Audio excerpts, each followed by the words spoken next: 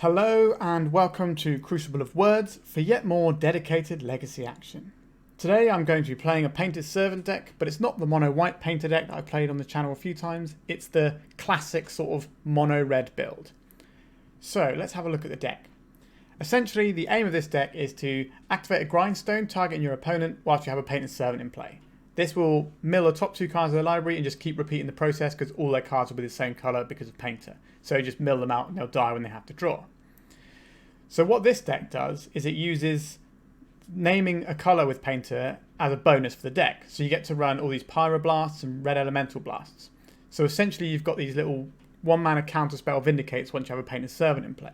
So the painted servant actually does a lot. But pyroblasts and red elemental blasts are just good cards anyway. So that's pretty neat there. And then we have the Goblin Welder package. So we have 4 Goblin Engineer and 4 Goblin Welder. This lets you basically blank some removal and weld things in and out and just get a load of card advantage for things like Brayer's Apprentice. And the Fable Mirror Baker, you can discard things then bring them back. So it just gives you a lot more play and a lot more lines you can take in this deck. So there's a lot going on. You've even got things like Twin Shot Sniper, which you can keep welding back and forth to ping all the creatures down. So this deck is a lot more combo oriented than the mono white painted decks I've been playing. So we still have the Urza Saga with a little package, including the Grindstones, also the Soul Guide Lantern, and then some fast mana. Then we've got a lot of fast mana. We've got these Ancient Tombs and City of Traitors, because the idea is you want to be powering things out, whether that's really quick wins with Painter, or maybe playing a turn 1 or 2 Fable of the Mirror Breaker, so you can get further into your deck, or set up the creature that can start cloning your other creatures, so you can keep cloning engineers to keep shooting more stuff into your graveyard, to give you more food, to go round and round and round. We've also got Simmons Spirit Guides, so we've got even more fast mana there. And we have the interaction with the Pyroblast, but also a few Lightning Bolts here and some Furies at the top end. Now the Furies, when you have a Fable of the Mirror Breaker, means you can copy Furies and do some really broken stuff and just completely machine gun down creature decks. So this is the list from my friend Callum Smith, who's very active on the Painter Discord and has also done a nice primer for it. He's definitely my go-to Painter guy, along with the other people in the Painter Discord as well. It's a great place if you're interested in Painter, so why not check it out. But this is the deck we're playing with. I've got a little guide to help me try and play my best with it. We've got a sideboard here, which looks relatively self-explanatory. Mages of the Moon. The reason why this is here instead of Blood Moon is because Blood Moon is more answerable, especially if you look at our deck. We're trying to run with artifacts, so they're going to be bringing in things like Force of Vigor, and they have Besages and things in the decks that we want to play the Mages of the Moon for. So this just dodges those. So that seems a very sensible choice. There is a bit of a nombo with the Urza Saga and the Mages of the Moon, but it's like the old sort of days when you used to have Chalice and lands decks. People go, oh yeah, but you need to cast your 1-drops of crop rotation and exploration. But the thing is, when you're bringing in this hate piece, it's hurting them a lot more than it's hurting you. So it's worth bringing in for those matchups. Lane on the Void, pretty self-explanatory. Same with Mindbreak Trap. People are trying to storm off and get you quicker. This seems like a good card. And then just more ways of removing creatures. So it's a pretty simple sweep here that I quite like. So yeah, we're just going to jump into it and see how we fare. Also, if you're watching and you haven't subscribed to my channel, please go ahead and do that. I need to get my subscribers up so I can get monetized. If I can get monetized, I can keep making all this content for you. I'm trying to do 4 to 5 leagues every week, which obviously takes a fair bit of time. So if I can get a little bit of money back from that going into sort of next year, sort of springtime, then I can hopefully do a bit more for you. All right, I think we're done talking about this deck now, so let's just jump right into it. Okay, we're into round 1, and this is our opening hand. It has a Welder, which is one of the best things we have going on. We're also going to have the ability to channel the Sniper and then weld it in and out a few times, and we have this Fable of the Mirror Breaker as well.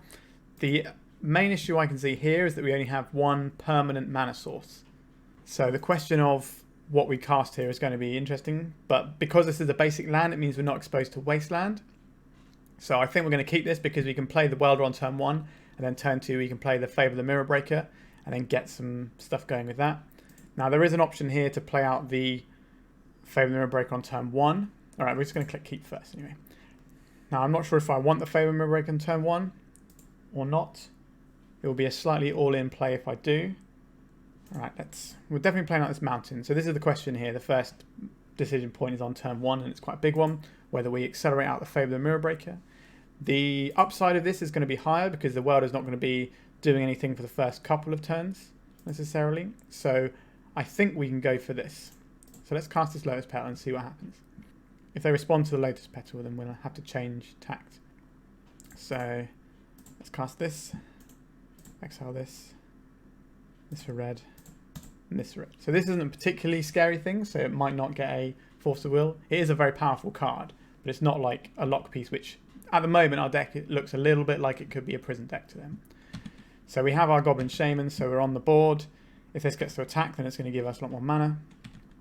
Okay, our opponent's played a Lotus Petal. They might just be a fast combo deck. Lion's Eye Diamonds, this makes me think Epic Gamble, Epic Storm. There's been a lot of Epic Gamble lately, so I suspect it could be more towards the Epic Gamble route, but we'll find out in a second. So they've got a lot of mana floating. They've got a Burning Wish, so this might give us some more information. I suspect it's just going to be the Echo of Eon, so we're going to ship all this and get a new hand each, but they're going to have 2 mana floating, so they're in a very strong position right now. What we can do here is we can draw a Simian Spirit Guide and a Pyroblast to interfere with them going forward, but we didn't draw that, so. Chrome Mox. I'm printing Veil of Summer. So the Veil of Summer tells me that this is the Epic Storm rather than the Epic Gamble. Because the Epic Gamble is just a red deck that splashes a tiny bit of blue, whereas the Epic Storm plays the Veil of Summer protection cards and so on and so forth. Okay, so let's see what our opponent's got here. Yep, and the Bayou as well is another dead giveaway. There's the single ad nauseum. I watch a lot of Brian Cook's channel, so I've seen the Epic Storm in action a fair few times. I've tried playing it myself, and it's very difficult. Let's have a look. So you got 2 of these. Got the ad nauseum. Yeah, so next turn's going to be a pretty good turn for them. I'm trying to work out how I interrupt them. I don't really have a clean way to do that. So I need to discard some cards here. So this Fury isn't going to do anything in this particular matchup, so we can get rid of the Fury. And we've got a lot of... We don't need 2 City of Traitors. Let's get rid of them both. Okay, so we have a Grindstone.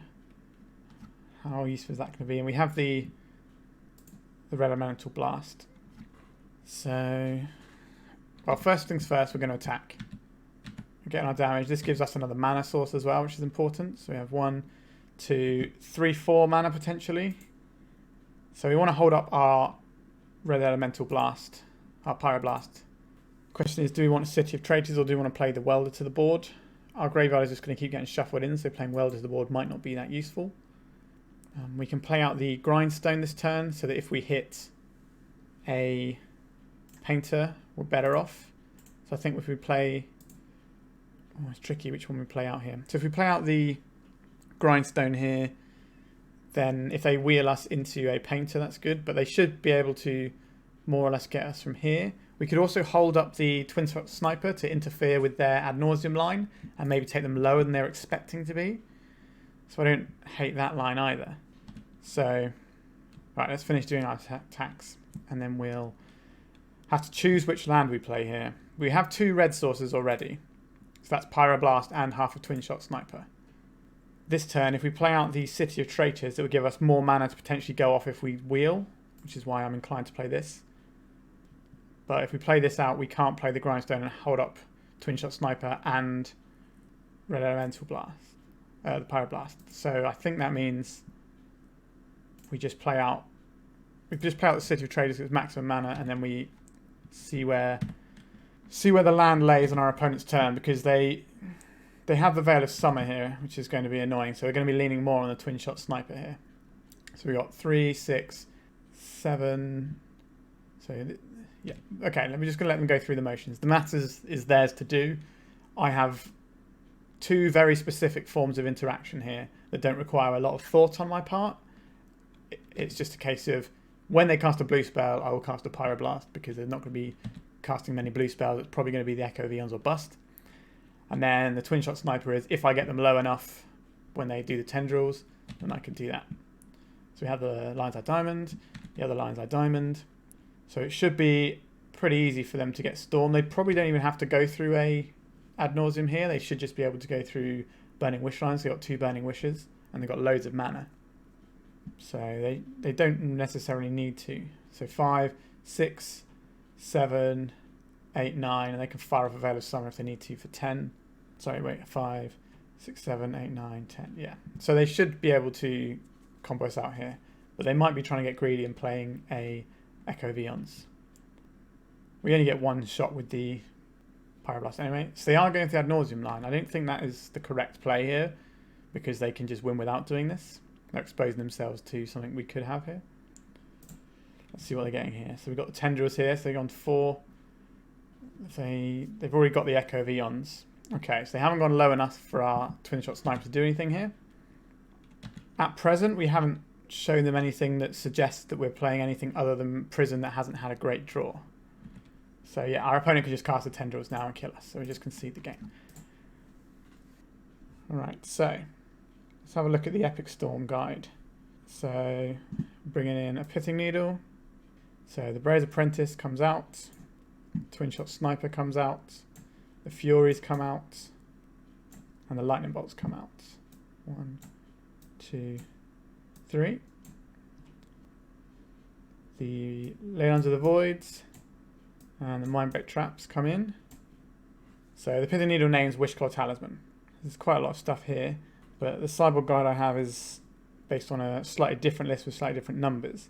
So I need to do a little bit of my own brain power to work out what the last few ones are to take here. The Soulguide Lantern is probably unlikely to catch anything in their graveyard for an extended period of time. It's a very easy card for them to play around. They're not going to leave something in their graveyard while they're going off. So this might be worth taking out, potentially. Although we're probably better off just boarding some of the more expensive things in our deck here. So we can probably board out some of these Fables of the Mirror Breaker. And just rely on having our combo shell here. These can obviously draw us into things. And they do allow us to filter out the ley lines as well. But I think we're going to go with this setup here. And we're going to click Submit and see how we go. So this opening hand has the Mindbreak Trap, which is what we want. Only has the one permanent mana source, but it does allow us to cast the Welder on turn 1, or we can cast the Grindstone and see if we draw like a Soul Land on the next turn. Then we can play Soul Land to play the Painter, and then 1, 2, 3 to play the activation cost. So we're going to keep this, and we're going to start out with the Grindstone here. And we will play out our Lotus Petal in case something goes wrong and we need to, and we do get our hand Echo Vions. I want to be able to at least have another mana source, because if we're gonna draw 7, we may as well get the cards we can cast out. So I could have played the Welder here as well, but I think having enough mana and relying on the Mindbreak Traps, so if we draw a Soul Land, because there's 6 of them in the deck, then we should be able to comp off next turn.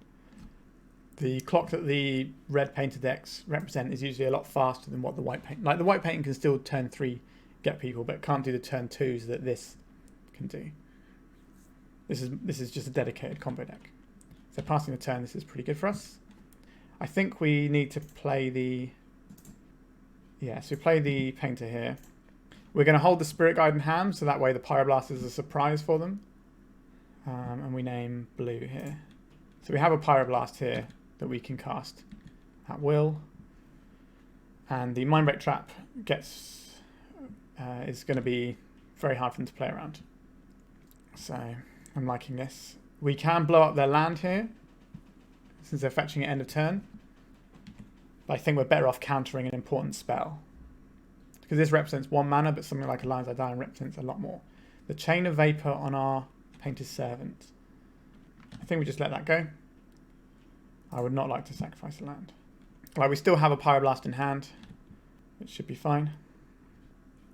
Our opponent's taking a little bit of time, so they're clearly doing some maths in their head to work out what to do. Okay, they played a Badlands, so they've got 2 initial mana plus whatever. Okay, so there's Lotus Petal that we're not going to do anything about. There's Bauble. There's Mox Opal, so they've got 3 cards left in hand. We have a Dark Ritual. It's got 2 cards left. So there is a question of whether or not we go for the Pyroblast here or we go for the Mindbreak Trap. I'm more inclined to go for the Mindbreak Trap. So this is going to be a Burning Wish. Because this can hit Storm spells, we're going to let them resolve this, because they might be going for a Galvanic Relay turn, because this can hit every copy. Empty the Warrens. Sure, so they're going all in on Empty the Warrens line, which is fine by me. So we let the storm trigger resolve, and then we exile all copies using our mind break trap. So we let this trigger resolve. We cast this for 0, targeting this, this, this, this, this, and this. And we exile them all. So our opponent's down to 2 cards because the Mishra's Bauble will cycle. So another Pyroblast. Whew. This is tricky. We kind of need some mana here. So I'm going to play out this.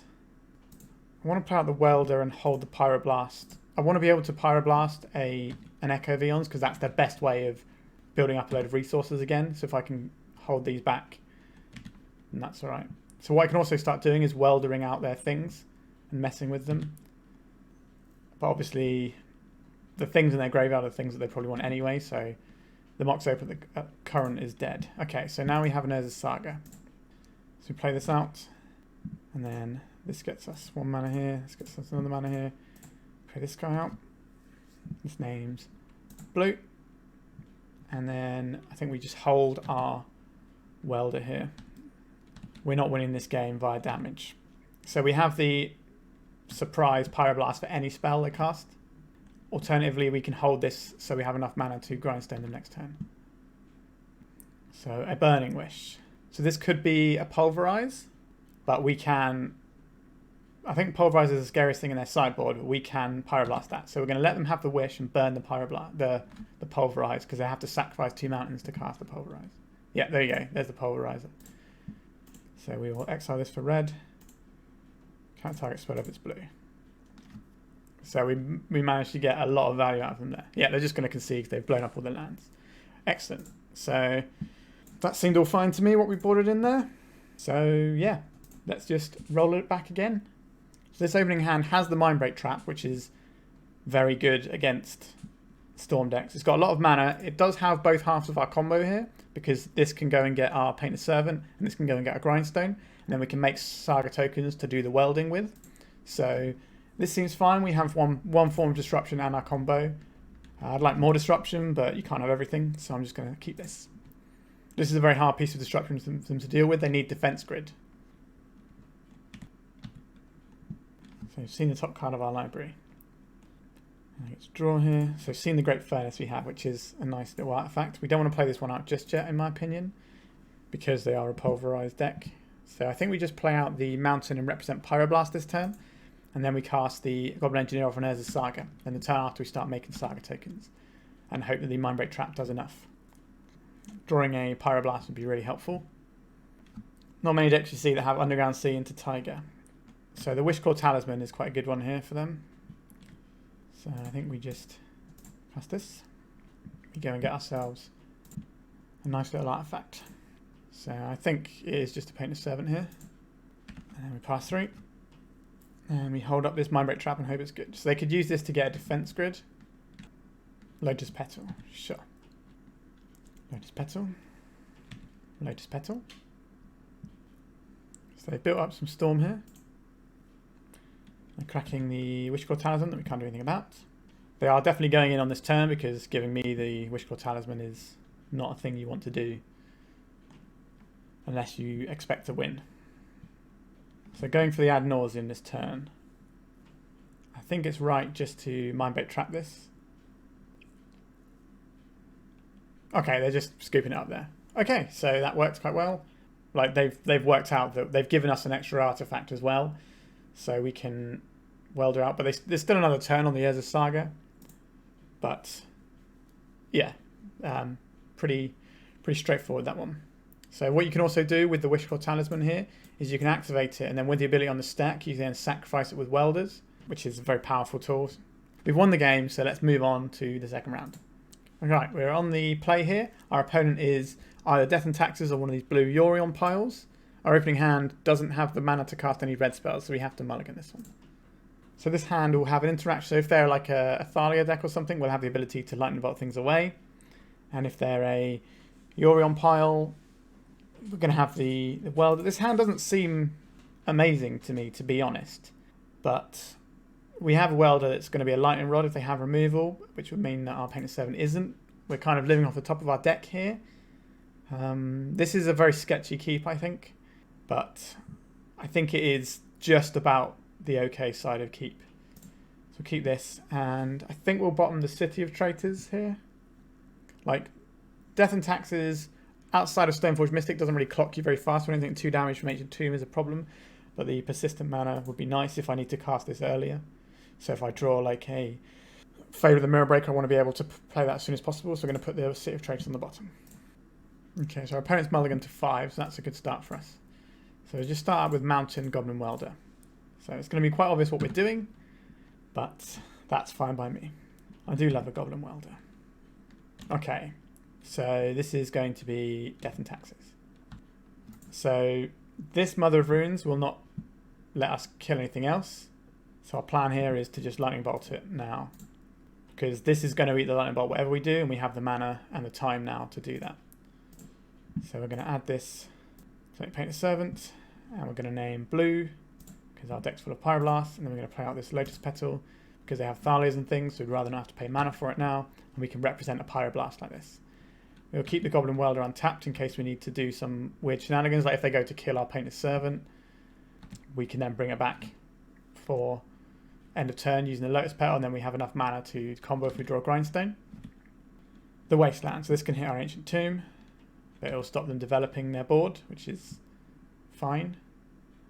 Like, they're on reduced resources, not us. So, okay, so I have Goblin Engineer, which is a good find. So we will cast this Goblin Engineer. We will yield to this triggered ability. We'll go and find ourselves a Grindstone, and we just try and put this game away as quickly as we can. So maybe I should have got the Brayer's Apprentice there, just so I can have a load of card advantage going on there. But again, I've not played this deck before.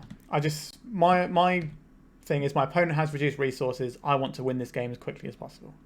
That is why I've put the Grindstone in there. So we have another Painter here. I think we play out the second Painter here, and then that gives us the ability to put the Grindstone in. We'll name this one. This will also name Blue in case one of them dies. We still want our Pyroblast to be live. And Blue, we don't need to attack. This isn't going to be a damage-based game. Sometimes they can be with things like Urza Saga and Breyer. You can kind of get the damage in, or even Twin Shot Sniper, which I've been killed by before. Timeless Dragon Cycling, sure. So what we're going to do here is, I think at end of turn we will weld in a Painter here. Weld in the Grindstone. So this one and this one. Because then what we can do, if they have a removal spell, so they've got Swords to Plowshares for this. How much do I care about this? So we can use this to swap them out, but it's going to cost us a Lotus Petal. Is that worth doing? I think that is worth doing. Let's sacrifice this artifact, and we'll get this Grindstone back. Okay, so this one's slightly different. This is exchange. This is put target artifact back. The cost is, and then you have to sacrifice it. Okay, so we blank the Swords to Plowshares, but we keep the second Painted Servant in the mix here. So if we draw a mana source here, we win the game. We did not draw the mana source we needed here. So what we need to do here is play out the, and then we cycle this into a Lotus Petal. And so if I hadn't have made that play last turn, I would have been able to win this turn because I would have had the third mana. No, that's not right because I had to play the Grindstone. Ignore me. So what we do here is at their end of turn, we're going to cycle out this Grindstone for a Lotus Petal, and that will give us enough mana to win the game with. I think it's best to use the Engineer to cycle it with this time, because the Welder costs nothing and I can use it in response if something goes on more easily. I don't think it matters.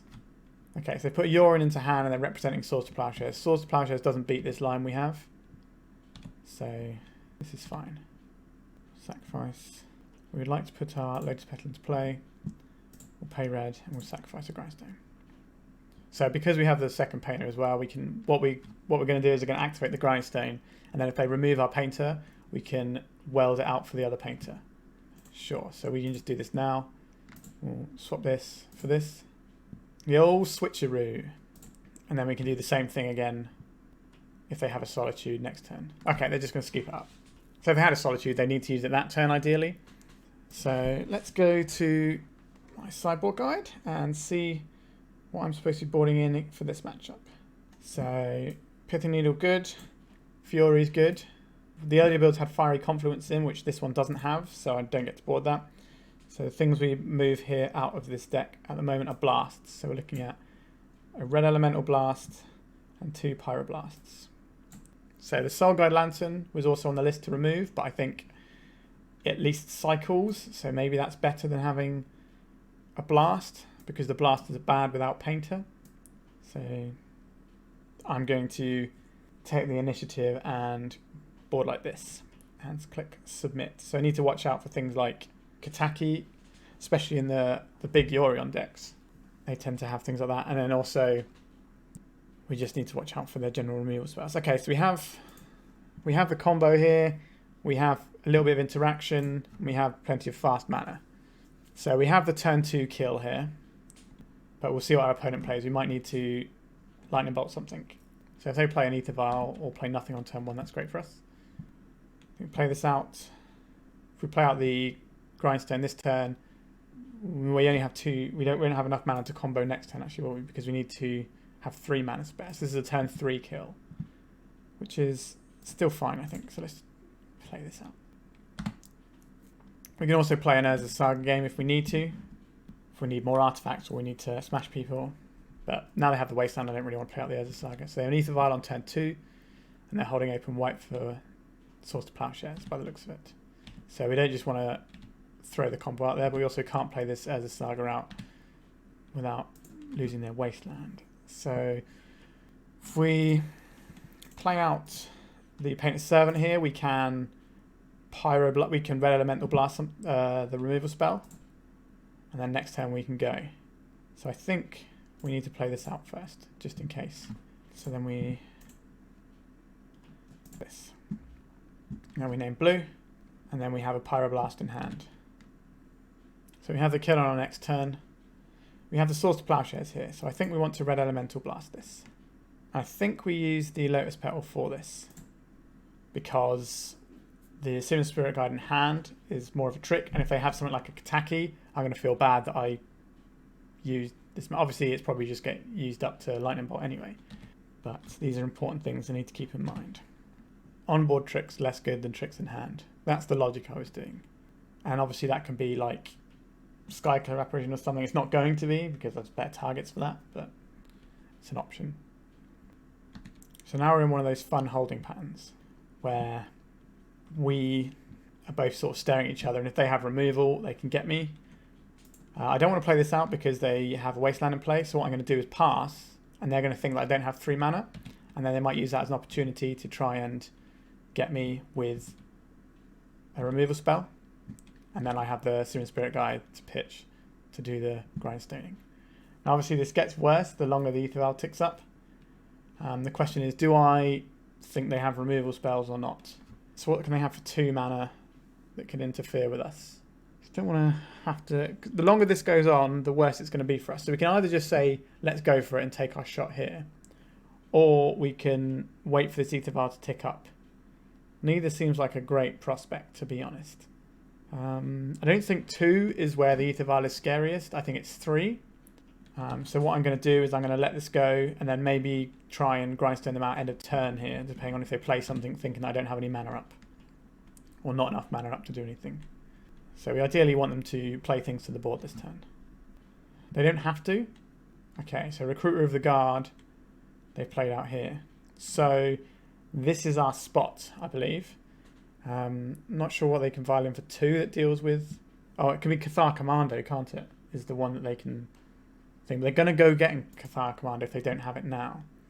So I think we just have to grind now. And we can... This could certainly backfire us. But I think they're definitely getting Cathar Commando here. If they don't already have it, they have it in hand. Okay, so they don't have it in hand. Excellent.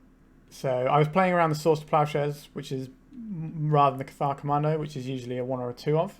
So this is going to fail to find. Okay, sure. So there's 2 things I could play around there, which was the Cathar Commando or the Source Plowshares. I'll wait for them to tap all their planes down. I'm surprised they didn't leave up planes up, because that makes that decision slightly more difficult. But by not leaving their planes up, they telegraphed that it was fine to go there to me. All right, so we are 2-0, I think. That's pretty quick. Let's go on to the 3rd round. Another win in the die roll for this round, and here is our opening hand. So this is a weird one, because our only red sources are temporary, which I'm not a big fan of. So we do have both halves of our combo, but we don't have the permanent mana sources to make use of Urza's Saga. So this would be a pretty sketchy keep, in my opinion. But we can use the Soul Guide Lantern to get a Lotus Petal back on turn 2 if we make the Welder. But I think we need to get another mana source here. I think we need to mulligan. Okay, so this has more mana sources. It allows me to play an Urza's Saga game pretty early on. So I think this is fine. We need to put a card on the bottom of our library. I think we just put one of the Red Blasts. Again, this could be wrong. I'm not an expert on the deck, but my plan, I think, is to play Urza's Saga on turn 1 and City of Traitors on turn 2. If they wasteland our Urza's Saga, then we just play the red land instead. We have the Simian Spirit Guide that we can pitch to a blue spell if there's something going on, like if they're trying to go off with some sort of Echo of Eons, perhaps. We have that ability. Now, if they just play a wasteland, that's going to be sad for us. Oh, they haven't played a wasteland. That's good news. This means we can play our Urza's Saga game with Red Elemental Blast backup. How good that's going to be against a deck getting a Bayou on the first turn, I don't know. Probably not very. So this is looking like Green-Black Slow Depths, which is a deck I used to play in paper quite a bit. This is going to give them a Dark Depths pretty sharpish. So the Dark Depths plan is going to beat our Urza's Saga plan quite easily here. So we need something. Another Urza's Saga probably isn't the thing we needed. So because they pitched the Dark Depths last turn, it means that they almost certainly have a Dark Depths for next turn. So next turn they're probably going to have a 20-20, so I get one more draw step after this.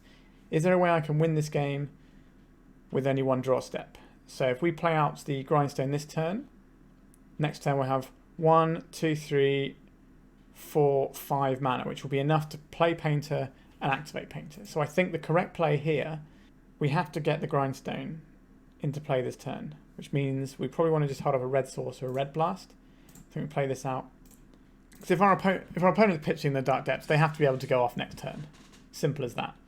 So we get one more draw step. If we draw Painted Servant, we can win the game. That is the line I've gone for. 1, 2, 3, 4, 5. So 2 for Painter, 3 for Grindstone. Yeah, my maths holds. This could also get an additional mana source if required. So there's the Dark Depths that we predicted they had. So what is our next draw going to be? Is there a draw that we can have that isn't Painter that can keep us alive? Does Breya? She makes Thopters, if I recall correctly. So they can chump block for a turn. It's getting the bits in. I respect that in a big way. Gotta love people getting the bits in. Do we draw Painted Servant? They might also have an Abrupt Decay or something in hand, or an Assassin's Trophy, which means that that's not good enough anyway. But you got to play to your outs, of which there is one, I think, right now. Possibly the Breya for another draw step. I'm not sure why our opponent is pausing on their main phase for so long here, their second main phase. Moment of Truth. It's our upkeep. Are they going to pass and let us draw a card? Okay, so they've got an effect here. Do I care about this Saga going? It's still going to be 1 mana anyway. I guess we tap it for 1 and say okay. I'm probably not using this one anyway. Yes, we'll use this. Get a basic mountain. We'll draw. So that's what they were pondering about. So we have a Lightning Bolt, which doesn't do anything here. What was our best line to try and make our opponent make a mistake? I think we Lightning Bolt their guy and hope that they misclick, I guess. That's how we win this one. No, they did not misclick. Alright, we just concede. Let's see what the Sideboard Guide says for this matchup, shall we? So the closest we probably have on this Sideboard Guide is the Naya Depths, which is a little bit different, but we'll see what happens. So Pithy Needle is an obvious one that I can certainly get on board with. The Fury seems less good against this particular build of Depths. But what does seem good here is the old Magus of the Moon, right? Because they don't have a lot of basic lands. They usually just have 1 of each to fetch. So we know the Lightning Bolt is going to be dead here. So let's put them side by side so we can see them. So the Lightning Bolt is going to be dead here. We've got a couple. So the one problem with Magus of the Moon is it lets them just get their counters off willy-nilly.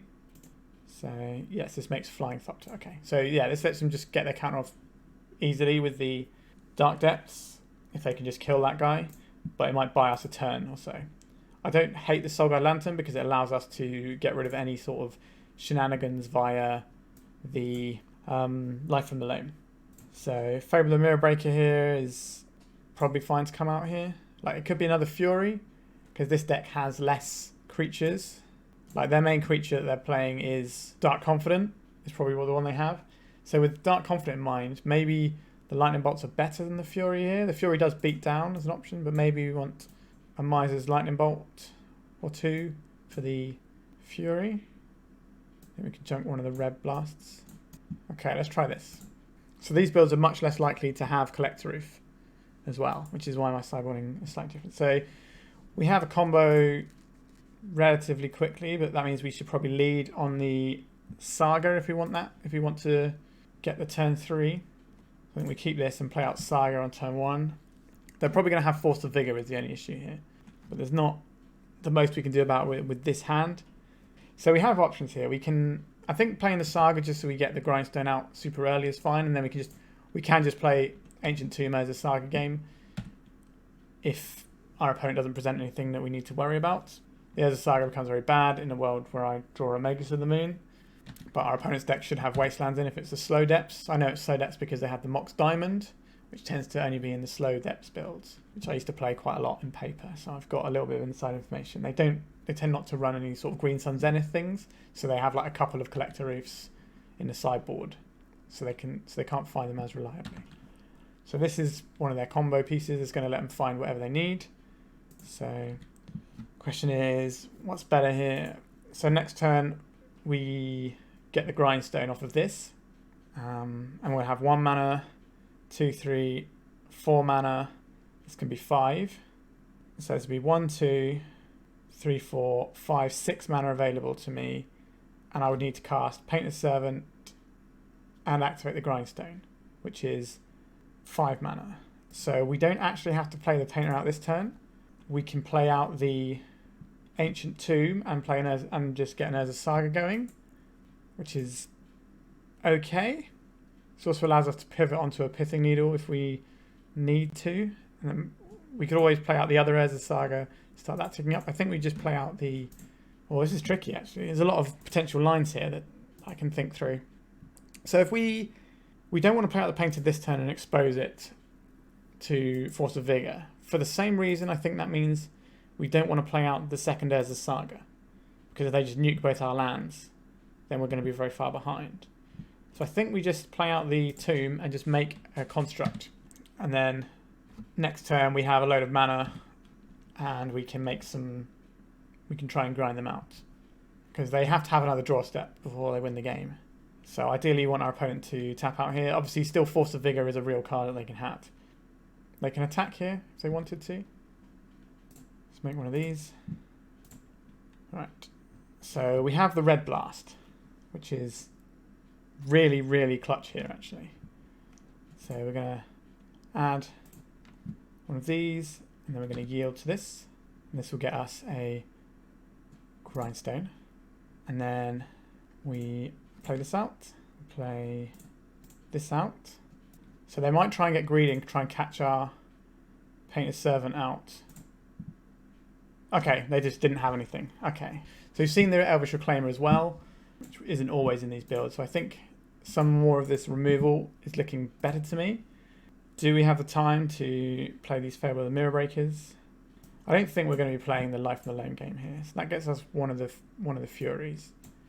And I think we can trim a couple of Fables for a Bolt and another Fury. Do I just want more Furies? It's 3 Bolts and 2 Furies is probably enough. I don't need to get ridiculous with it. I think this is fine. Like, the Fables can help us filter to find them, or it can also get rid of them if I draw too many and I don't want them. So what does this opening hand achieve? This allows us to make a turn 2 Fable of the Mirror Breaker or a turn 2 Magus of the Moon. We also have Fury to pitch if we need to, so I think we can keep this. Now, let it be known that the Magus of the Moon can backfire on us, but our opponent is already mulliganed to 5 cards. So the things our opponent will have to blow up our Magus of the Moon are less than the green-white depths decks, because they have all the white removal. They have to use green-black, basically, to remove our Magus of the Moon. Okay, so we've got Thoughtseize here. So this will give us information about their hand. If they have a way of removing a creature, they will not take the Magus of the Moon. If they have a way of removing the creature, they will take the Magus of the Moon. The Welder is going to be less effective because of Leyline here, but we can always Pyroblast it later on. That's a good thing about Painter. You kind of have answers to everything by the nature of how your deck works. So our opponent will have 2 cards left in hand after this, which means they have to have one other thing. So they took the Magus. They don't have any way of removing creatures in their hand. It's good to know. Play this out, and we play out the Welder. The Welder's not going to be doing very much this game, unfortunately. Maybe I should have kept this and pitched it to the Fable of the Mirror Breaker or the Fury. That would have been a much smarter play. That was an error that I've just seen as I've done it. Sure. What we can do with Welder is we can weld Mox Diamonds in and out and wreck their day. So this doesn't allow them to cast their Hex Mage. It does give us a pain-free way of getting mana out of our Ancient Tomb. So this turn, we cast this. And then I guess the Welder is on attacking duties when he should really be in my hand. But there's a lesson there, an important lesson for everyone, especially me. Alright, so next turn we can filter through some of the cards in our hand, potentially, depending on what our opponent does. So they have a Dark Depths. So they need a Thespian Stage or a Hex Mage. They can't use the Hex Mage yet. So we draw a card for turn and then we can cycle. So yes, we would like to cycle. So yes, we use it. We definitely get rid of one City of Traitors. I think we probably just bin off the other City of Traitors and play out the Fable of the Mirror Breaker potentially here. I think we just bin those both off. Okay, so that's something. We have the mana from the Shaman token as well. So what is our plan this turn? 1, 2, 3, 4, 5. We can play a Fury, which will then clock 4. Well, let's go to attacks first, I think. And then we can do some maths on how quickly the Fury will clock them.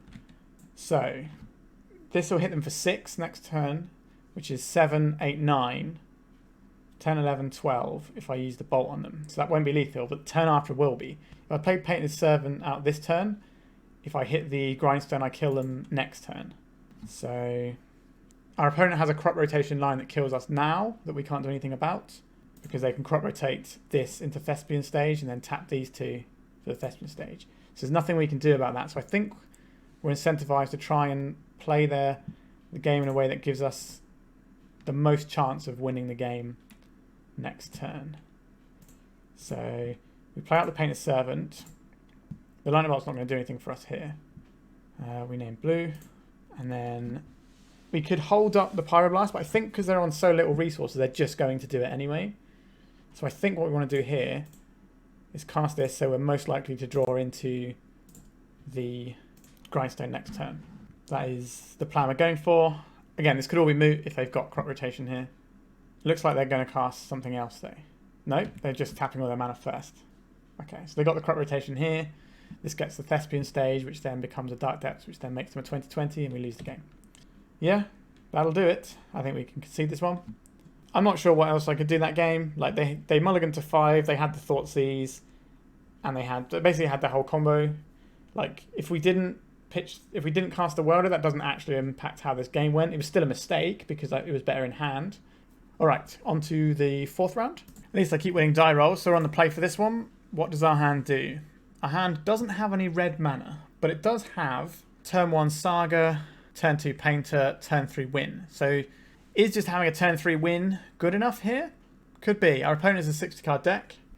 This is one of those ones where if you've done the numbers, you'll know how often this will win, but I think like we're going to have draws here as well, so maybe this is going to be okay. You can play a pretty serviceable Saga game. If we get Wastelanded, it's going to be a little bit of an issue for us here. This is a sketchy keep, I think, but I'm going to keep it. As I normally say, I'm keeping it for science. So I think we start on the Urza Saga.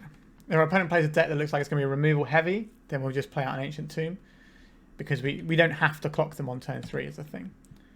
It's just that we've been playing a lot of matchups where that has been the case. So, you know, like Dark Depths and the Epic Storm, you need to race them. Whereas if they're playing a slower deck, then we need to overload their resources rather than try and race them. Obviously, if we find a nice spot, great. But we could just play an Urza Saga game here.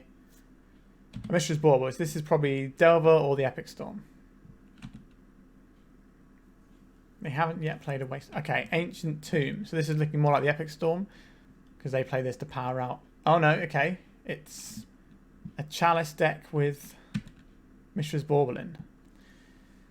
Okay, so we have these Red Blasts that we can't use anymore. And we have a Painter's Servant, that if we cast a Painter's Servant now, we get to win the game next turn. Against a Prison deck, they're much less likely to have removal. They shut off 1 mana removal spells as well.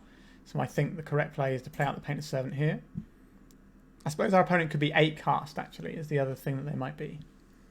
Which makes me not want to play these blasts, not want to name blue, actually, because of that. And I can't cast the blast anyway, so I think I'm actually going to name green here. Try and throw him off the scent. I think we play this out as well. Yeah, this could be 8 cast. That's my assumption now.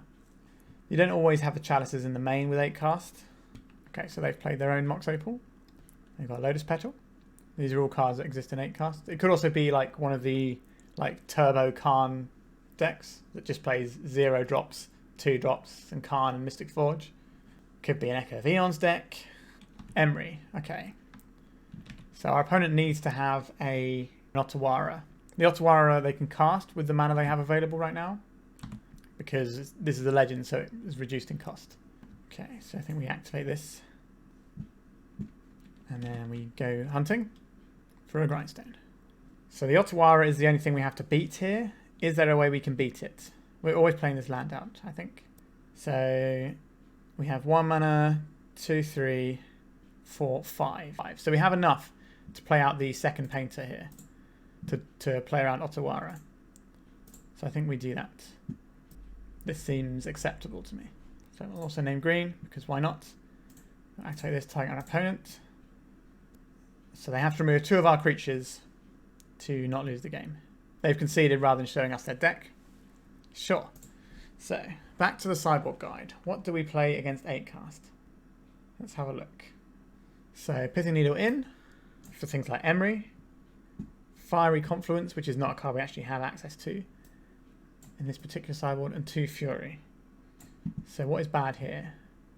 It says we need to take out a Pyroblast. Oh, sorry, let's put these so you can see what's coming in and out. And 3 Lightning Bolts.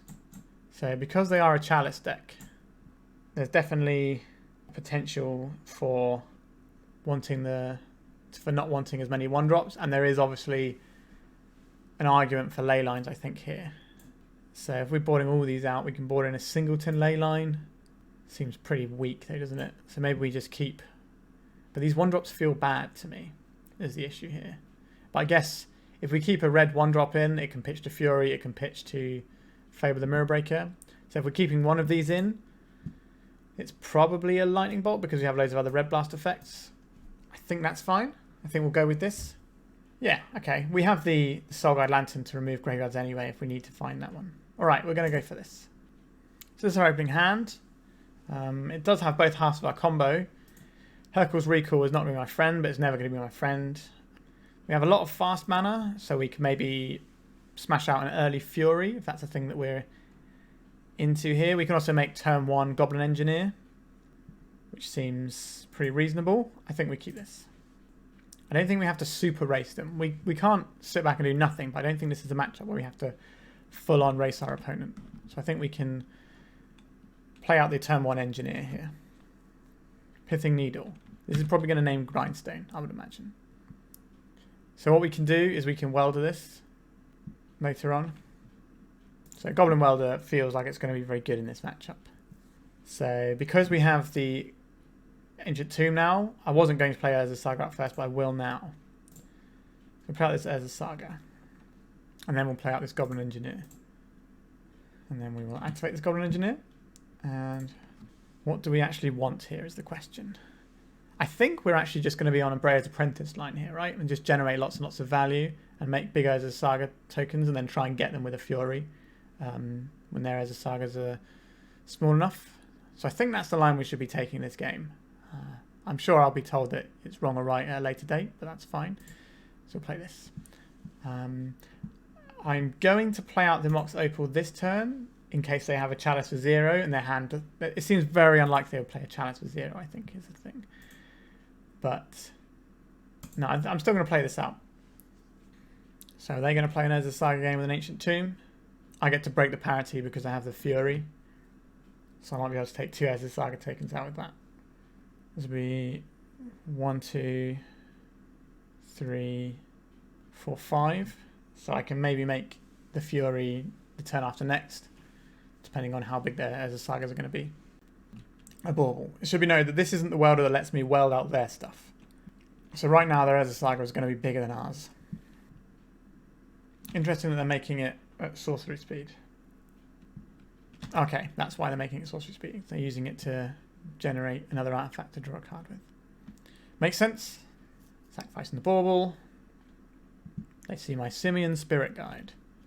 It's our turn here. We don't need to play the Soul Guide Lantern out yet because I don't have an Emery. So the question here is, do I hit the construct now? Because I'm not going to get a better chance of doing it, I don't think, because it's just going to get smaller. So I'm going to have to pitch 2 cards if I want to kill the construct now. I think that is what we have to do here. It's not pretty. Right, let's kill this. And I guess we're probably... Are we bashing for 1 here? I think we're bashing for 1 this turn. And then we start making Brayer Apprentice chains. So next time we'll have the mana for this. So we can cycle in the Brayer's Apprentice and then try and overwhelm them that way. So we have a strategy for this game. Like, the Fury wasn't going to get any better, I don't think, at that point. Because it was going to go up to 4 this turn, and I'd have to hope that none of the 6 cards in their hand would be artifacts. Actually, no, because they get the artifact off Urza Saga anyway. So, yeah, there's no way that the Fury was going to be better if I waited a turn. That's my justification, at least. Makes sense to me, and that's what matters. Yeah, so that was a bit of a misstep for me, I suppose. Like, I didn't have the red mana, so I couldn't do the Brayer chains anyway. But I maybe should have planned around that coming out of them. So we have our own Soul Lantern to shut off their Emery. So there's a Saga is a 4 right now. We don't get to do the Brayer chains that we wanted to do. So that's a little bit awkward for us. The best thing we can draw now is a Goblin Welder and just start messing with all their stuff. An Engineer, close, but no cigar. So I think this turn we have to make another construct here. And then what are we getting? So we can get the Pithing Needle and name Emery here, which is fine. I think that's probably better than getting the Lotus Petal here. And play out another artifact. What do we want to exile here? So there's 1 0 mana artifact here. So that's an easy one. Then we have the bigger construct. So, hiya! Let's go! The Emery going under the bus because of the Pithing Needle making it irrelevant. That's fine. I didn't really have a bet to get. I don't think the Grindstone is going to be that good here. The other thing you can name with Pithing Needle is Sai, to stop them being able to draw cards. Yeah, okay, so there's a Sai. So now they start to chain out a load of guys. So being able to get rid of this Sai would be very handy. So we might be just cycling the Soul Guide Lantern soon. What we can do with Goblin Engineer is get a card that we don't want in our deck out of our deck as well. Like if we don't want to draw a like a Lotus Petal or something, we can just shift that out. So this would be a pretty good turn to draw a Fury. Or what else have we got that would be nice here? Painted Servant doesn't really do anything on this board just yet. We need to have the... Okay, so there's an Emery that doesn't do anything. That's nice. We'd also need to have the Pyroblast, Red Elemental Blast, to go with it to really work with the... taking out the Sai. Like, we can just draw a Pyroblast anyway and just kill the Sai, which is fine. But they now have a 7/7 construct. So they are winning the construct wars. Okay, I didn't attack. So we have a mountain here. What does a mountain get us? We should have cycled the Soul Guide Lantern end of turn thinking about it. Are there any red spells we're liable to cast here? I need to draw a card for this. So if we decided this last turn, we'd have 1 more mana now. Okay, it's not going to matter, but it doesn't mean it wasn't the wrong play. It takes an artifact out of our control as well, which isn't great. Because we can hardcast a Fury, I'm less inclined to not play the Engineer, but if we play the Engineer, it takes a card out of our deck, so we don't draw a bad card, but it reduces the amount of cards that we can pitch if we draw a Fable the Mirror Breaker. That's the 2 things I'm thinking about here. If we have 2 Engineers, we can get around the Soul Guide Lantern though, which is kind of nice. So let's go and find something. What is the play that we actually want here? So we have 4 Painted Servant in the deck, so having 1 in the graveyard might be enough to pop the relic. If we had played this turn slightly differently, we could have had a red mana to use our Goblin Engineer immediately, which would have been better. Again, that's just a problem of not having the reps in the deck and just making a slight oversight there. So we're in a bit of a holding pattern. We can still trade 2 constructs for 1 construct, but we are significantly behind now. And our combo line is shut off for now because of the Pithing Needle. We need to draw a Goblin Welder or be able to get our Painter into play with a Red Blast. We are behind. Mishra's Bauble, getting another guy. So what they're probably just going to do in this game is just peck us to death in the air with all these stopped tokens. There's not much we can do about that, unfortunately. We just have to let them come in us. We lost our Breyer earlier, so we don't really have any defense in the air at all. I think our path to victory is combo and having enough guys to gum up the ground long enough for that to happen. But we need to do quite a few things before we can do that. Okay, so this is interesting. They're offering a trade in theory. They could have a Dismember is the one thing that they could hit us with here. They've already lost one of them. They tend to only play 2. But why would they be attacking me like this? I don't think I have the luxury of blocking here, of not blocking, because I'm so far behind. I think we just have to block, and if they blow us out with one of their things, they blow us out. Well, we're not getting in a better spot here. So yeah, this looks like an Ottawara maybe. Oh, Petty Theft. Okay, it's interesting to know that they have the Petty Thefts in the deck.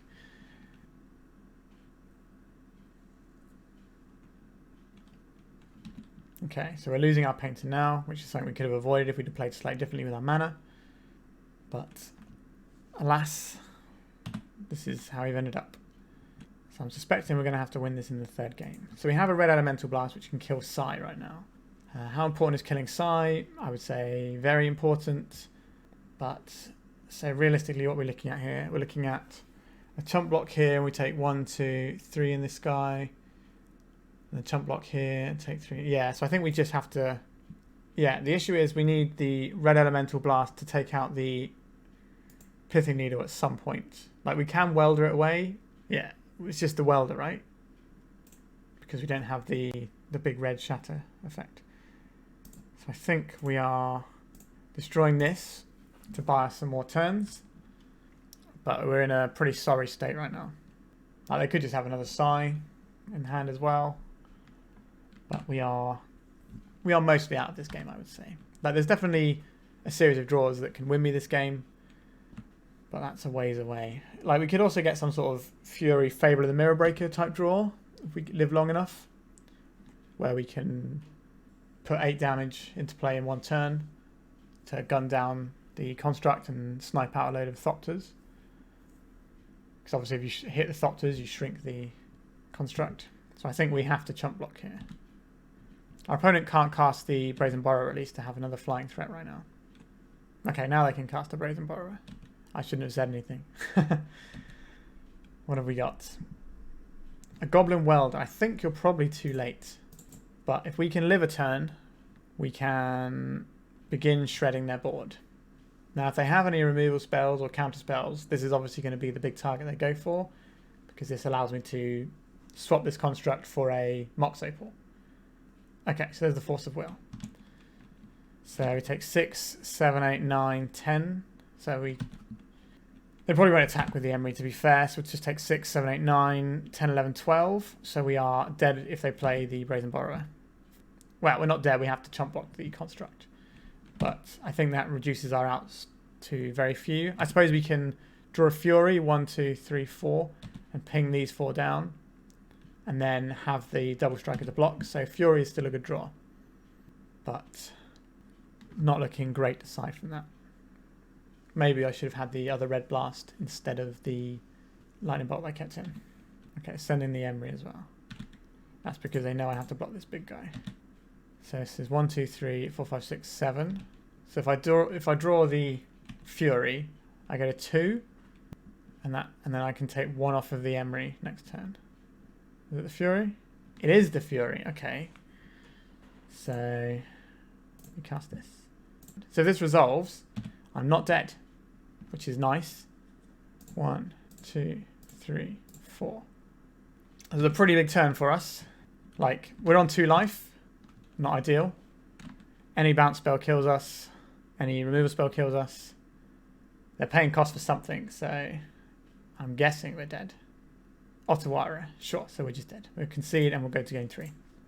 So I'm going to put back in the Pyroblast we took out and remove the Lightning Bolt we kept in, because these hit things like Sai as well as Emery and stuff.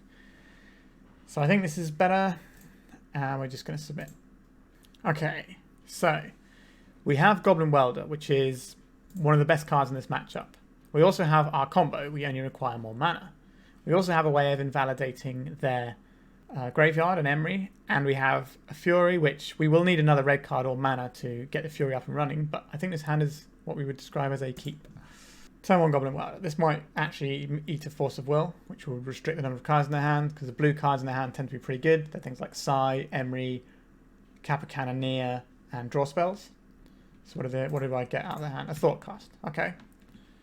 So that's a decent chunk of their velocity taken away to deal with my 1 mana 1/1. Obviously, it's a very good 1 mana 1/1 in this matchup. But... Okay, so our opponent's got an Urza Saga and Bauble, which means they have a Soul Land in hand to start activating their Urza Saga next turn. That's what this means. Unless they have enough artifacts to make a Mox Opal online next turn. So now I have a Painter. So we have the Pyroblast here. So we have some options.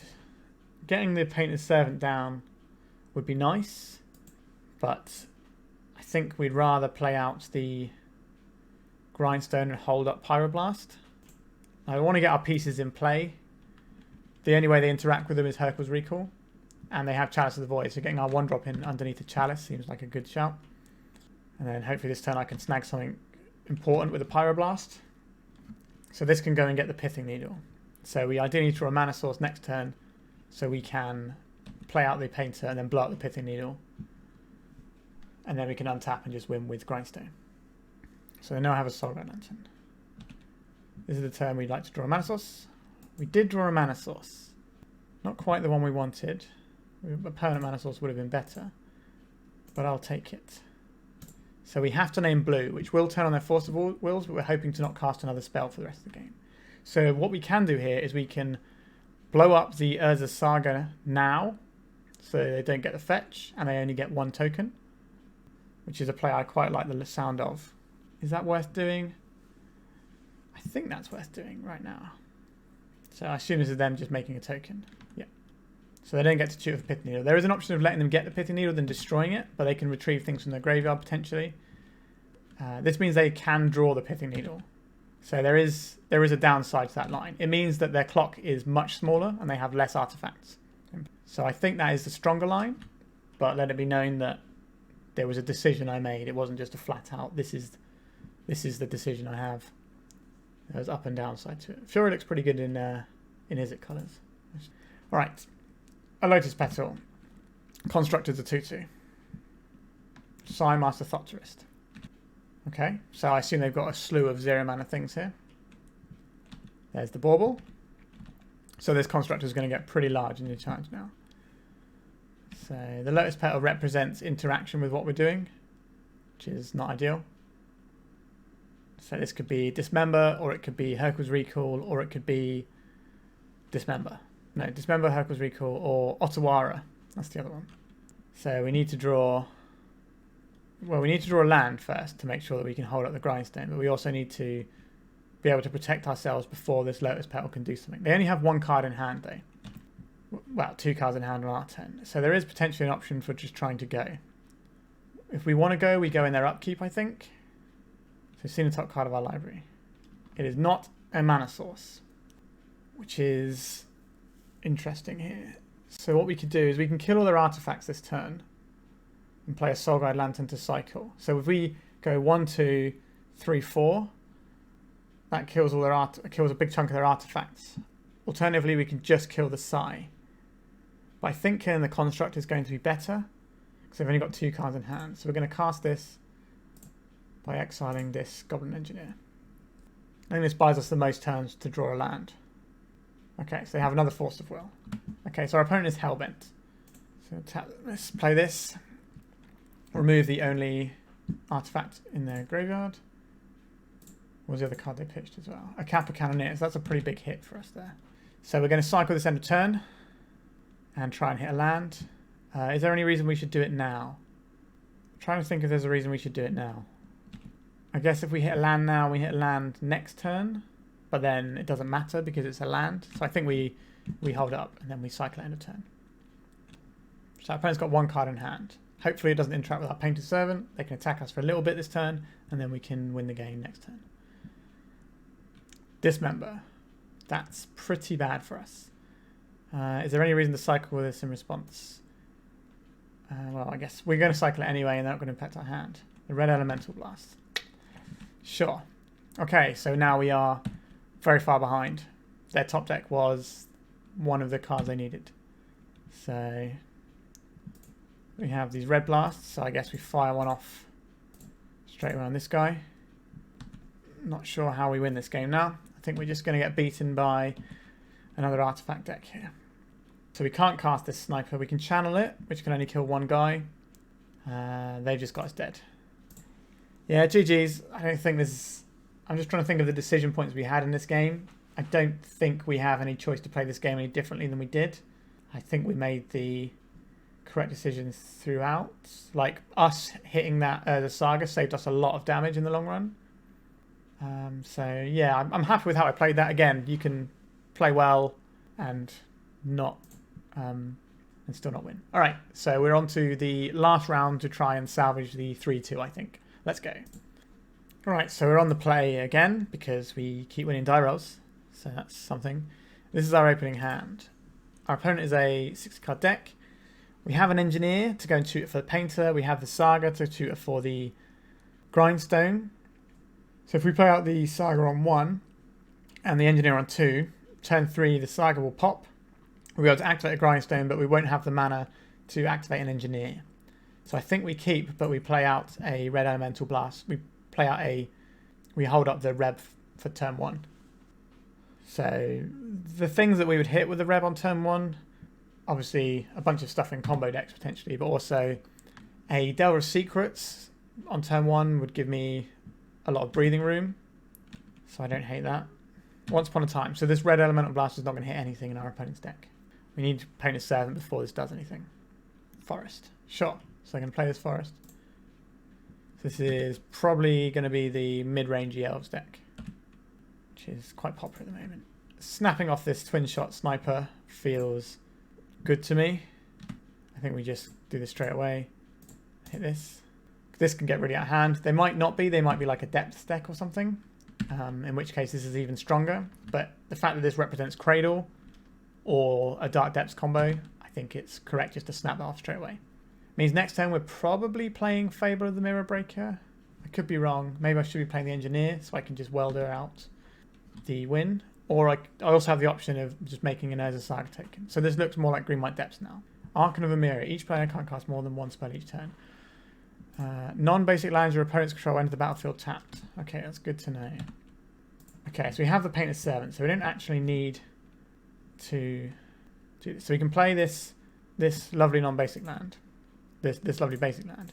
And we can play this. We can cast this. And we'll name blue. And then we'll pass the turn, and we have a Red Elemental Blast that we can cast in their turn if they try and remove our creature. It's going to be a Collector Roof. That'll be my assumption for green. It's the worst case scenario. Well, it's not even that worst case because I have the Red Blast, but if you're playing against a Painter deck and you get the opportunity to run a Collector Roof out there, you're going to smash it out quick. Now, if this is a green Sun's Zenith, I have to ask myself if I'm going to counter it. The question is, would a deck with Archon of a Mirror in and Elvish Reclaim Once Upon a Time be playing Solitude? I don't think they would. I think they would be playing Swords to Plowshares and Prismatic Ending. That would be what I would imagine they're playing. Fiend Artisan. This creature does not impact what we're doing. So ideally what we want to do here is draw a basic mountain just so we have Red Elemental Blast backup. We get to give them a giant Fiend Artisan before they die though. That would be fun. This is going to come in tapped, unfortunately. So we need to float first. And we activate this. Let's go and get our Grindstone. So basically, does our opponent have a Solitude is the question here. They're not going to have Force of Vigor main deck, so I'm just going to go for it now. Okay, they did not have it. So what would I describe this deck as? It kind of looks like Green-White Depths to me, but it's also got this Fiend Artisan package. So it's kind of like the mid-range Elves, or it could be this Maverick deck that somebody sent me that's like a weird hybrid that looks quite fun that I'm probably going to play. But let's see what we want. We definitely want Furies because they're a creature deck. That's an easy one. I can work that one out. What else do we want is a question. Pithing Needle seems good here. Probably the Magus of the Moon is going to be decent here as well, right? And the Pithing Needle, the Magus of the Moon. The Leyline of the Voids are going to be okay against Fiend Artisan, but I think our plan against Fiend Artisan is to destroy it. I think that's probably going to be good enough. Now the question is, what are we taking out here? Because we have a lot of cards that are good. So Lightning Bolts are definitely an option we can take out, as well as, I don't know, we kind of need the, maybe we can just take out the Blasts and just rely on the Furies, because that's going to be big enough to hit all of their things. So if we do that, that's 7 and 7. That looks like a pretty clean cut. So maybe that's intentional and that's how the deck is. Fiend Artisan might prove difficult if I can't kill it early on with these things, but we have the ability to wipe that graveyard. So we're going to submit like this and see how we go. Can we get our money back from this league? I don't think I can keep this hand, even though it does have a nice Fury, and I don't have any red mana, and I don't have any persistent mana at all. This hand has the combo, and it has a removal spell. Like, that's probably enough. We also have redundant painters, so maybe we can play one out and bait a removal spell. So I think we keep... and we have to put one back, though. I think we just put back a mountain... Or we probably put back a Great Furnace here, actually, because of some of the things I've got here. Yeah, so we'll keep... And we'll throw back the Great Furnace, I think. So done. So we basically got redundant painters. So we want to go turn 1, Lightning Bolt, turn 2, as a Saga, play Painter to try and bait out some removal. Turn 3, make a Saga token, potentially, or play the Painted Servant, depending on how the game is going. So it's going to be the Green Sun Zenith for 1. So this is an argument for... There is an argument for killing this. You bolt the bird and all that. But I think it depends on how many resources we're looking at. So if they play a Knight of Reliquary, we can kill it with a Lightning Bolt. So I think we're not going to kill this, as you probably guessed by the fact that I didn't kill it. Okay, so the Reclaim. I'd much rather bolt this. What am I going to follow up with? Another Green Sun Zenith. So they're just going for the turbo natural order line here. So we just Lightning Bolt this now. Not today. So that shuts off the Cradle for them at least. So this turn, make the Saga here. Play out Painter on blue. Actually, play it on blue, play it on red, right? So we can pitch lands to Fury because we boarded out our red blasts. Oh, look how nice that looks. That was a great decision. It's a very fancy looking card. The painters I have in paper are the Masterpiece Invention ones, so I don't get to actually see the cool Shadowmoor one. I love Shadowmoor, actually. I love that whole block, the Lorwyn Shadowmoor block. But anyway, back to the game. So our opponent's got 3 mana here. So this could be Knight of Reliquary, or it could be a Green Suns for 2. Brutal Cathar. Sure. This was our backup Painter's Servant, so whatever. So if we play out the City of Traders here, we have 1, 2, 3, 4, 5 mana, so we can Painter's Servant next turn. So I think we play out the Mox Opal, so this doesn't flip. Not that we really care, but it's just going to get bigger and scarier. And then we can play out a Pithing Needle this turn, which will make our construct big enough to rumble. The question is, what are we naming with the Pithing Needle? So I think the most immediate threat to me is Wasteland. I think if they have a Wasteland in their deck, which is the thing they probably have because they can reclaim it for one in the tight spot. The other option is Boseiju. So it's either Boseiju or Wasteland that we're trying to head in here. Oh, it's a tricky one. I think we name Boseiju here. So if we get hit by a Wasteland, that's going to suck for us. But we're going to have the biggest guy on the board at least. Next time we have 1, 2, 3, 4, 5 mana. So we can play the Painted Servant and activate Grindstone in 1 turn. We also have the mana from this as well. Right? 1, 2, 3, 4, 5, 6. We'll have 6 mana. So if we have a red blast, we don't have any red blast in the deck, of course. But if we have a Lightning Bolt, we can get a second Painter. Or if we have a Fury, we can pitch the Mountain instead of using it for mana. So we have options. Okay, so they have the Boseiju. So that was a pretty good name for us. They did not do anything there. They can still have Force of Vigor, but we can't put the needle Force of Vigor. This is a Collector Roof. That's pretty annoying. Masked Vandal. So what is this going to hit? Probably our Urza Saga, one would imagine. So we do not have the Grindstone this turn. We do have the biggest guy on the board though. So the deck's got quite a lot of options. I'm pretty sure I know exactly what deck this is. Somebody sent me it to play on my channel for next week probably. I don't know if I have the Brutal Cathar in, but everything else feels very familiar. Like mid-range ELs, but you're smashing things out a bit quicker. Although I haven't seen some of the things like Birds of Paradise that are in the other list. So maybe it's a similar theme but slightly different.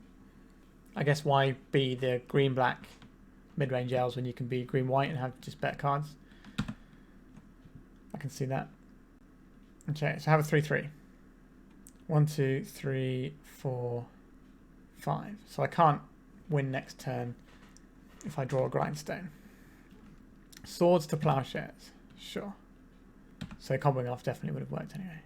So we have the Simian Spirit Guide. Would I like to cast the Simian Spirit Guide? Would I like to hold it in hand to pitch later? I need to cast a spell so this doesn't transform. But what spell do we cast? Honestly, I think we're just going to play the monkey out here. I think that's fine. It's not particularly exciting, but we don't want to expose our Painted Servant just yet. We'd rather keep it for like, if we want to try and pitch this to a Fury or something, have it as an available choice to play it on the turn and then do the thing. Fury on this board looks good. Obviously, if I could have played the Painted Servant, I could turn on the Mox Opal for a Fury next turn. But at this point, I think we just want to play one spell a turn, make sure the Brutal Cathar doesn't flip. Is this a natural order? I think the natural order just kills us, right? Like, I'm in a terrible spot, but I'm not dead. So this doesn't really matter where it goes, it just soaks up 2 damage. Goblin Engineer. So we're on 5 life here. So if we play out the Painted Servant, so if we play out the Painted Servant now, in red, and we play out the Goblin Engineer. So something has to go under the Creator Hoof Behemoth. Then we got 1, 2, 3, 4. So I just have to chump block the Goblin Engineer. So, or I can chump block with the Painter and get a Brayer and start doing Brayer chains, because that chump blocks for a long time. Because anything else I put in the graveyard isn't going to do anything here. If I get Brayer's Apprentice, then I think I can not necessarily work my way into this game, but I can survive for a bit longer. And if our opponent doesn't draw stuff and we draw a Fury or something, that's going to be useful for us. So I think we can bin the Pithing Needle off as well, because they've already played out the Besage. They probably only have 2 in their deck, I'd imagine. So we've got a game plan. The other thing our opponent could do is not cast any spells and let their Brutal Cathar flip. So they could try and 2-step it to get rid of my blockers. But unless they have removal here, I think we're okay for another turn at least. So if I block with the Engineer and I draw Grindstone, then I'll win the game. But that's 3 out of all of these cards. So I think the correct play here is to block with the Painted Servant and then Brayer as Engineer my way into the game. Brayer's Apprentice, sorry. Now this all goes horribly wrong if they have removal spells. If they had a removal spell, they'd probably snap one off straight away. Okay, so do a Painted Servant. Play out the Painted Servant here. Name red. We do not want to cast a second spell, but we're not going to. We're just going to put this Brayer's Apprentice in. So we'll name red for the purpose of the Fury. And we'll say go. Put in the Brayer's Apprentice. Sacking the Pithing Needle. If they have a removal spell for one of our creatures, then we can... If we have a removal spell for the Painted Servant, then we can flip that out instead. We can also sacrifice the thing we make to dig a card into our deck. So we're in reasonable shape, but our opponent does have 3 cards in hand. And I am on a very low life total, so it doesn't take much. We'll get this Brayer's Apprentice, and we're going to sacrifice. We're going to pay red. Sacrifice this Pithing Needle. Obviously, I have a Surge of Extraction or something here, then we're in real trouble. I've been given no reason to believe they have a Surge of Extraction so far. I imagine they have a Bazooka Bog in their deck though. Okay, they have an Endurance. That's certainly one of the cards they could have had. So that's super terrible for us. They've pitch cast this as well, which is interesting to me. Maybe they're going to cast a second spell so they can flip their guy. Yeah, that's incredibly bad for us. So we put our Painter's Servant underneath the Crate Hoof now, because that's the only way we can survive for another turn. If we draw a Grindstone, we don't have enough artifacts to activate it now, do we? Because you can do the activate and then swap it trick, but I don't have enough mana for that play. Alright, so we're almost certainly dead on our next turn if we don't have any action. So they're going to cast a spell, flip it, and remove my Goblin Engineer. Oh no, they're just going to cast a Natural Order here. Okay. Well, yeah, this is the second spell, so this will flip it. So that's kind of a pretty good one. Collector Oof. Yeah. Okay. I think we get this servant back. Pay red. We bin this off. In red, so that we can have a Fury here. To pitch cast. We did not draw the Fury. We drew Fable the Mirror Breaker, which gives us another blocker. But we block the two biggest guys and we take lethal. So we are dead on this turn. So we have to concede the game. I think that was game 2. So we go back to the sideboard. Yeah, Endurance was a bit annoying. But I don't feel unhappy with the deck, really. They just have a lot of ways of blowing up artifacts, which is, you know, one of those things. There is an option for maybe boarding in having some of the blasts. No, I think we're just going to submit and try and draw more Furies. I think the power of Fury compared to what their stuff is doing most of the time, obviously the Natural Order is an incredibly powerful spell, but a lot of the other things they're doing are just sort of like things that build up and get you. So a Fury against that is going to be incredibly powerful. Okay, so this hand, we have a removal spell, we have turn 2 Fable the Mirror Breaker, we have our Goblin Welder. I think this has to be a keep, right? Fable the Mirror Breaker is a good spell. Doesn't mean we're going to be operating on an interesting selection of lands. We can also lead out with the Saga, but I think we're best off just playing out this. And I don't even know if the Welder is, strictly speaking, what we want to play this turn. If we hold up the Lightning Bolt and hit a Elvish Reclaimer, I think that's going to be better for us than playing a Welder this turn. Like, we don't have any artifacts here. We're basically going to be relying on drawing 2 artifacts, putting one of them in the bin and keeping one in hand. So I think actually holding the Lightning Bolt so we don't have to take tempo off for turn 2 is better. So we can just put our foot to the gas and get the Fable Mirror Breaker. Like, yes, we'll be operating on City of Traitors Mountain, but the Fable Mirror Breaker will make me some delicious little treasure tokens. That's the plan anyway. The ideal play for our opponent here, the ideal thing that we want them to have is the Elvish Reclaimer. That's a highly boltable target. The Green Sun Zenith here is less boltable to me, but I think I will I still bolt this? I think I have to hold the bolt for the Collector Roof, maybe. Yeah, I think that's probably what we do here. So I think this turn we just make the Fable of the Mirror Breaker. And the next turn we can start lining bolting stuff if we need to, but we'll see. I think the Fable of the Mirror Breaker is a very silly card. It does a lot. It's a powerful tool. Allosaurus Shepherd. Okay, so this is a good thing to bolt because this means that they can make all their guys huge, which is not something we want. A Fiend Artisan. So now there's an option of do we bolt the Fiend Artisan or not. I'm not sure how many cards we're pitching here. So we get to discard 2 cards and draw 2 cards here. I think we want to do that. I think we probably get rid of the other Fable.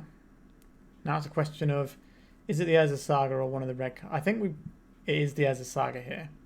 My reasoning being, I want to have red cards in hand. These between them can kind of do the work, and the Fable Mirror Breaker Goblin Engineer combo is very silly. So we're going to do this. Now we've drawn the Fury, which is very nice here. So this is 1, 2, 3, 4 mana. So I don't have enough, so I have to pitch cast this. But that seems like a worthwhile thing to pitch. So we have to choose what we're pitching for this. We have 2 engineers. I think it's probably just going to be an engineer. So this will kill their board. 1, 2, 3. So put 2 on the Fiend Artisan. So they'll all die at the same time, so this won't get bigger. Unless I've horribly misinterpreted the Magic the Gathering rules all these years. Yeah, so they're all dead. So that was a nice one. So we go to attacks. So we could make the Magus of the Moon here. Yeah, so I think we play out the engineer here rather than the Magus of the Moon. We could play out the welder as well, or we can hold this up for a lightning bolt. So this, yes, we would like to use the engineer's ability. I think we're actually better off getting the Brayer's Apprentice here, or the Twin Shot Sniper. How many cards do they have got in the graveyard? 1, 2, 3, 4. So I think we get the Twin Shot Sniper here. And that just gives us the ability to machine gun them down. And then once we get the FABLED Mirror Breaker flipped, we can just start getting all the things we need. I think the way that this game slips away from us is if they play something scary that we can't deal with. So this is going to pump out an artifact every turn, which is quite nice for us. So our Saga is transformed. We can't activate it yet. It's summoning sick. I think we attack with the Goblin, see if we get a free block here. They can't cast Endurance, but they can pitch cast Endurance. If they pitch cast Endurance, that's 2 cards out of their hand, and we just win the resource race then. We are going to kill this Allosaurus Shepherd in a second, so what is this White Source going to do? If they can get rid of our Goblin Engineer, Source of Plowshares on this guy. Okay, that's an interesting play. We're not attacking this turn. I think we... this can't bring back the Twin Shot Sniper, can it?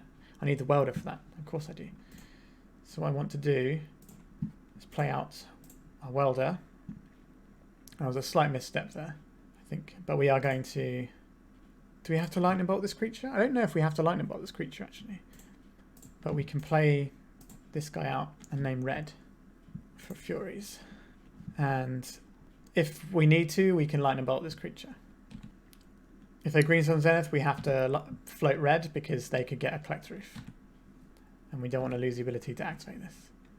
Okay, they just conceded. We had a lot in play. And we're going to... Next turn, we flip the Kiki Jiki, make a copy, and then we're just well on our way. So that was the end of the league. We went 3-2. Let's have a look at the deck. Alright, so this is the deck we played. How did it feel? Yeah, it felt pretty good. The matchups I lost, I didn't really feel like I could do any more. It was just one of those matchups. It was just those games where you can't play any better than you can. At least I didn't see any lines I could play any differently that would have made it, that would made it so I wouldn't have lost those games. The sideboard I had from the deck list that I was given was slightly different to the one with the sideboarding guide. That one had the Fiery Confluence to blow up a load of artifacts, which would have been helpful in the 8-cast matchup, which we lost. So maybe that's a bit different. The Mindbreak Traps, having 4 Mindbreak Traps obviously made it so we just flat out won the Storm game. We basically won off the back of Mindbreak Trap game 2 and 3.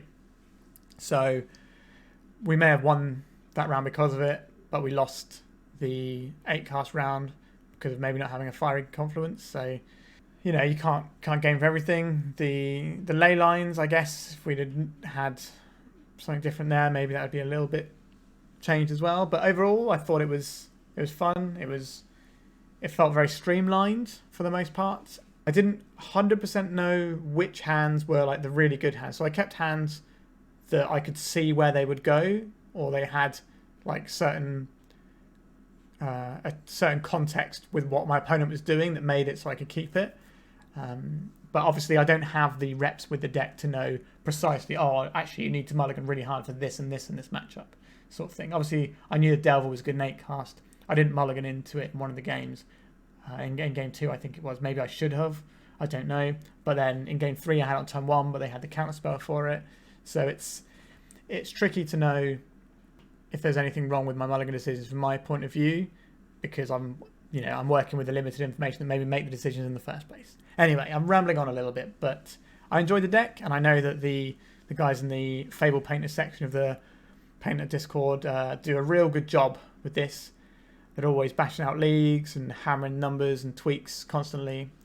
So yeah, I was happy with this. It's a little bit different to the Mono White Painter. It does have lots of lines yet again, but the lines are very different. I felt that some of the games I didn't have that many lines that I could take, because the way the cards present themselves to me, I sort of had pretty one-dimensional things I could do for the most part.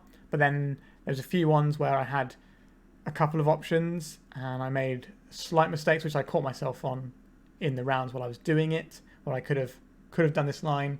Like there's one where I could have left myself up with a red mana which came back to actually have been a useful thing that I could have done. But yeah, I'm pretty happy with this deck, and I would play it again at some point. I know that all my friends on the Painted Discord will be happy to hear that. But yeah, all right, I think that's it for today. If you're still here, then please subscribe. I need subscribers so I can try and get a little bit of ad revenue off of this, because it's taken up quite a lot of my time, so it'd be nice to get something back from it in that respect. And obviously you don't want to miss all my content, because I'm putting out loads of videos every week. So yeah, all right, I think we are done. So thank you for watching, and goodbye.